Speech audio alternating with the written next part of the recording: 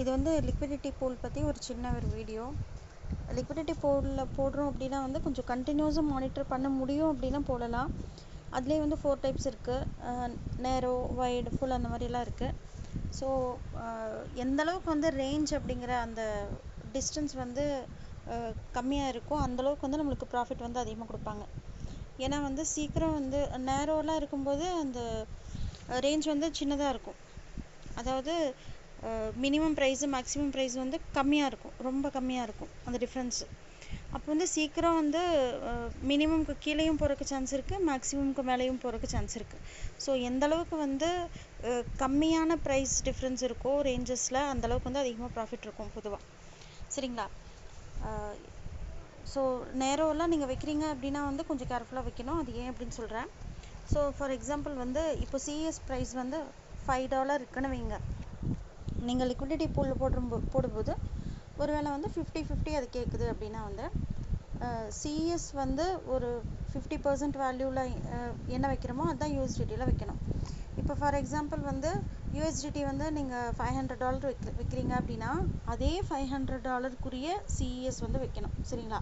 அப்போ வந்து ஒரு சிஎஸ் வந்து $5 அப்படின்னா $500க்கு ஒரு 100 சிஎஸ்.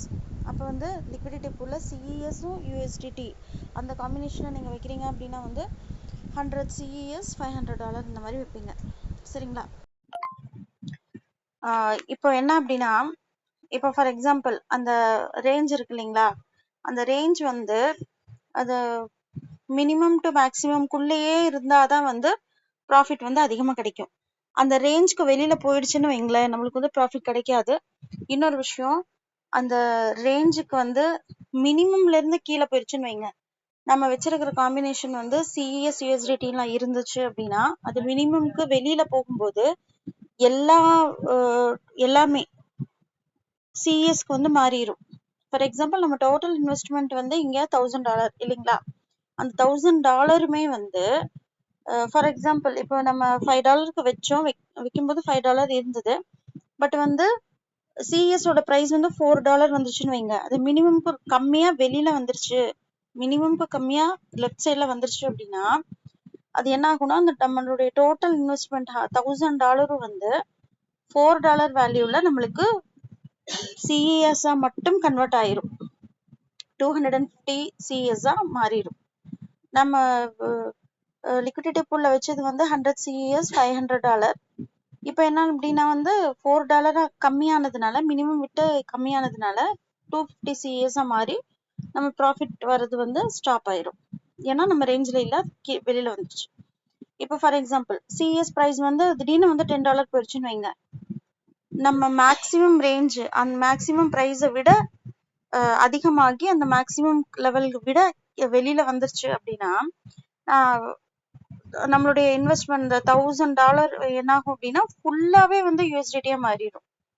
ஒரு காயின் கூட வந்து சிஎஸ்ஐ இல்லாமல் மேக்ஸிமமை விட வெளியில் வந்ததுனால, ஏன்னா காம்பினேஷனில் வந்து சிஎஸ் யூஎஸ்டிடி கொடுத்துருக்கோம், மேக்ஸிமம் வந்து யூஎஸ்டிடியில் தான் எடுத்துக்கும். ஸோ மேக்ஸிமம் ரேஞ்சை விட அதிகமாயிருச்சு, அது வெளியில் வந்துருச்சு அப்படின்னா டோட்டலாகவே யூஎஸ்டிடியாக மாறிடும். ஒரு சிஎஸ் கூட இருக்காது, டோட்டலாக யூஎஸ்டிடியாக மாறிடும். ஸோ அப்போ அது என்ன பண்ணோம் அப்படின்னா ஃபார் எக்ஸாம்பிள் நம்ம $1000 இன்வெஸ்ட்மெண்ட் பண்ணது வந்து $5 அப்படின்னா இப்போ சிஎஸோட ப்ரைஸ் வந்து $10 ஆச்சுன்னா அதுக்கேற்ற மாதிரி அது வந்து யூஎஸ்டிடியை கன்வெர்ட் பண்ணி $2000 வந்து நம்மளுக்கு டோட்டல் யூஎஸ்டிடியை கொடுத்துரும். சரி, இது ப்ராஃபிட் தானே அப்படின்னா வந்து இது அப்படி நினைக்க முடியாது. ஃபார் எக்ஸாம்பிள் இப்போ $2000 வந்திருக்குன்னு வைங்க, திடீர்னு வந்து மேக்ஸிமம்க்கு வெளியில் போனதுனால நமக்கு $2000 கிடச்சிச்சு.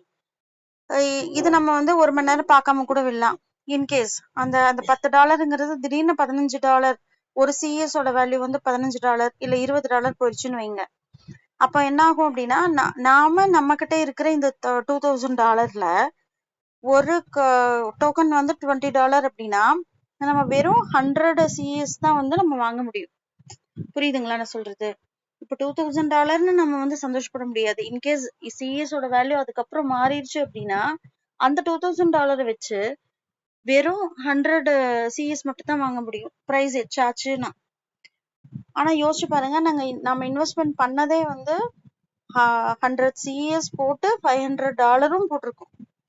அப்படி இருக்கும்போது வந்து நம்மளுக்கு வெறும் 100 CS வாங்குற அளவுல தான் நம்மளுக்கு யூஎஸ்டிடி வந்து கிடைச்சிருக்கு. இந்த யூஎஸ்டிடி கிடைச்சதுக்கு அப்புறம் மறுபடியும் ஹை வேல்யூ மாறிடுச்சு அப்படின்னா வந்து அது நம்மளுக்கு லாஸ் தானே. $500 பக்கம் லாஸ். ஸோ அதனாலதான் வந்து இந்த நேரோலாம் நீங்க வச்சீங்க அப்படின்னா வந்து அது மானிட்டர் பண்ணிட்டே இருக்கணும். அந்த மினிமம் மேக்சிமம்க்கு வெளியில போகுது அப்படின்னு உங்களுக்கு தெரிஞ்சா நீங்க வந்து ரிமூவ் லிக்விடிட்டி கொடுத்துருங்க. அதுதான் வந்து சேஃப். இன்கேஸ் வந்து அதுல ப்ராஃபிட் பார்க்கணும் அப்படின்னு நினைச்சீங்கன்னா நீங்க வந்து போல் யூஎஸ்டிடி கொடுங்க, POL யூஎஸ்டிடி கொடுங்க. அதுல அவ்வளோ ப்ரைஸ் ஃபிளக்சுவேஷன்ஸ் இருக்காது. பட் சிஎஸ் கையில எடுக்கிறது வந்து கொஞ்சம் இப்போ அதிகமா வந்து ப்ரைஸ் அது இறங்கல. பட் ஃபியூச்சர்ல வந்து பாசிபிள் தான். திடீர்னு வந்து 1 ஹவர் 2 ஹவர்ல வந்து சிஎஸோட ப்ரைஸ் வந்து அதிகமாகலாம். அதிகமாகும் தான். நிறைய ப்ராஜெக்ட்ஸ்ல வரும்போது திடீர்னு அதிகமாகும். ஸோ இதுல லிக்விடிட்டி பூல்ல வந்து சிஎஸ் வச்சீங்க அப்படின்னா மானிட்டர் பண்ண முடியும்னா வைங்க, இல்லாட்டி வந்து வேண்டாம். கொஞ்சம் கேர்ஃபுல்லா பண்ணணும்.